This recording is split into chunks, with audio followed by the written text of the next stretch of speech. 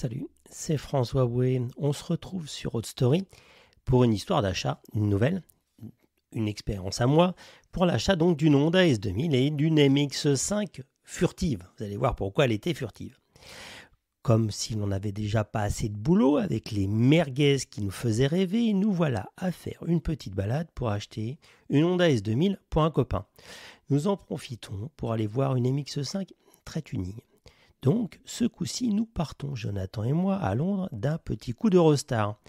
La MX5 est dans la banlieue de Londres et nous irons par la suite récupérer la S2000 dans le nord de l'Angleterre.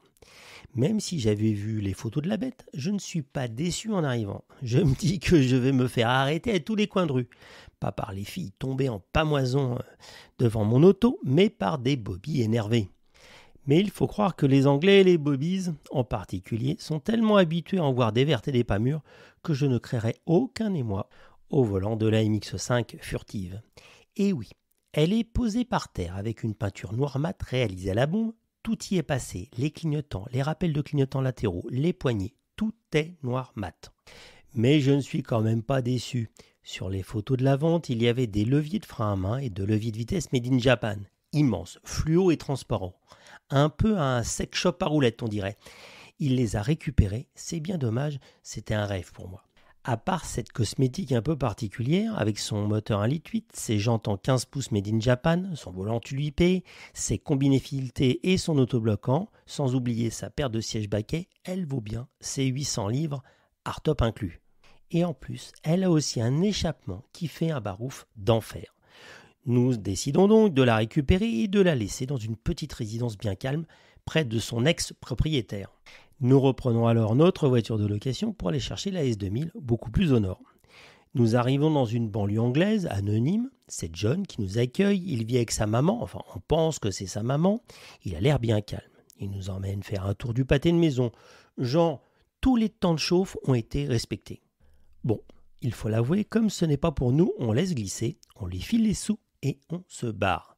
Un peu de départemental, c'est moi qui suis dans la voiture de location et on attrape l'autoroute. Jonathan s'arrête presque immédiatement à une station-service pour faire le plein. Le grand classique du réservoir à vide quand un Anglais vous vend son auto.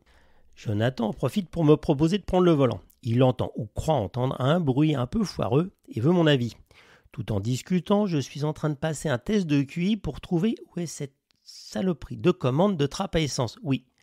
Quand on ne sait pas, on a du mal à trouver cette merde en dessous de l'accoudoir conducteur du panneau de porte. Une évidence.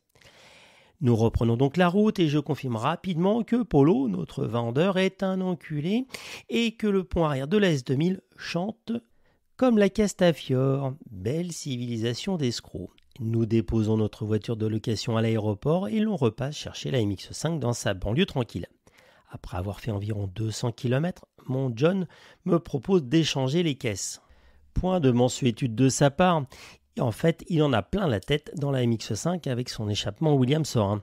Je dois avouer quitter la Honda aussi avec bonheur. Je déteste cette sensation d'être engoncé que je ressens dans cette auto. Assis bas, avec une ceinture de caisse haute et avec la capote en place, j'ai l'impression de conduire un Charles Leclerc à travers ses meurtrières. En plus, le moteur ne me fait pas rêver, je l'assume. J'aime les gros moteurs avec du couple, et là, je ne suis pas servi avec ce moulin à poivre électrique qui sert de moteur à la S2000.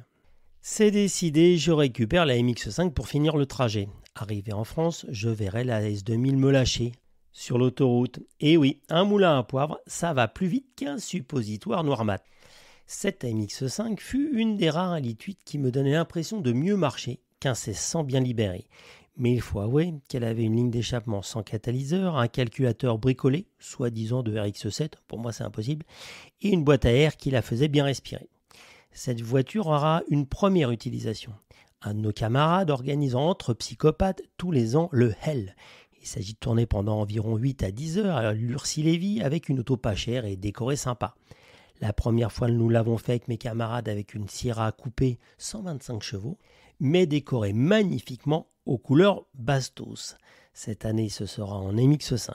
Moi et mes petits camarades décidons de faire cela bien, plaquettes, disques neufs à l'avant et à l'arrière, vidange moteur, boîte pont et zou. Nous nous amuserons bien, mais il pleut et notre pont arrière autoblanquant nous fait des misères. Finalement quasi rien, mais il nous fera perdre beaucoup de temps. Par contre, nous mettrons un peu de temps à nous habituer à tourner sur circuit au volant d'une voiture conduite à droite. Ce sera pour moi une très belle expérience et un bel apprentissage. Sans parler de la gestion dans la voiture d'une équipe de pilotes dont la taille va de 1,70 m à 1,98 m. En tout cas, la conduite sur circuit avec une conduite à droite, c'est un métier encore plus admiratif à l'issue de ce test des exploits du Grizzly, le surnom de Guy Fréquelin, ou de René Medge sur leur Holden et Rover 3500 de Super Tourisme. Au final, je revendrai les jantes 400 €, le hardtop 500 €. Comme la caisse ramenée et remise en état nous reviendra à 1200 €, notre opération circuit Hell ne nous coûtera quasi rien. Je lui colle une capote de récupération, il n'en avait pas sous le hardtop. Je revends la casquette de hardtop et aussi tous les autres accessoires. Elle sera, elle, revendue à des Italiens bien sympas qui rouleront beaucoup avec.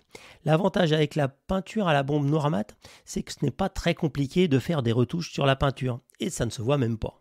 De son côté, la S2000 aura un destin moins rigolo. Elle finira accidentée par son propriétaire avant même d'avoir connu un pont de remplacement. Elle finira donc à la casse vendue en pièces. Petite remarque supplémentaire sur la S2000. Je suis sans doute un boulet, mais je n'ai jamais été à l'aise pour la faire glisser du cul. Comme il y a peu de couples, il faut aller chercher les chevreaux dans les tours et je n'aime pas.